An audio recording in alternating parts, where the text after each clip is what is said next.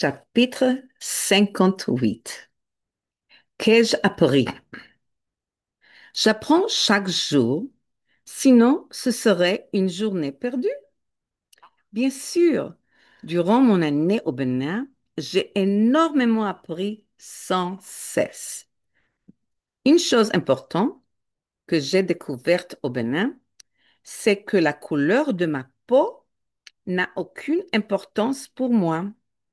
Après quelques mois, je me suis sentie béninoise, une femme du Bénin, vraiment intégrée au pays.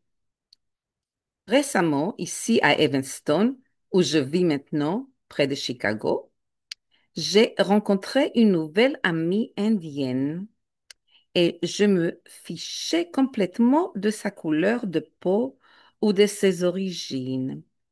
C'est par hasard que je l'ai présentée à ma bonne amie Kamala.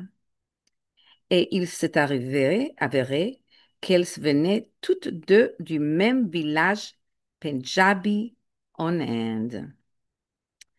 Jusqu'à mon arrivée au Bénin, je n'avais jamais vécu seule. J'ai toujours eu un petit ami, un mari, des parents ou des colocataires pendant mon service militaire.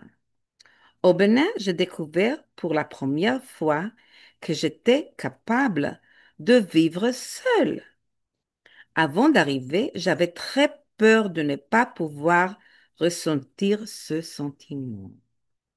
Bien sûr, cela a renforcé ma confiance en moi. J'ai aussi appris que si je ne veux pas être seule, c'est à moi de nouer des contacts et de ne pas attendre qu'on m'invite. J'ai aussi découvert que je m'entends mieux avec les artistes, avec qui je me sens en sécurité. Ce qui est intéressant, c'est qu'en Occident, je ne peux pas dire que c'était clairement le cas de mes amis. Ou peut-être que si.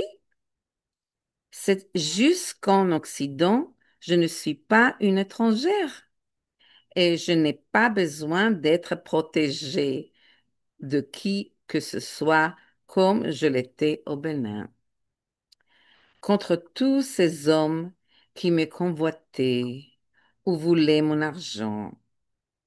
Peut-être ici aussi, tous mes amis sont des artistes, mais certains ne le savent pas encore.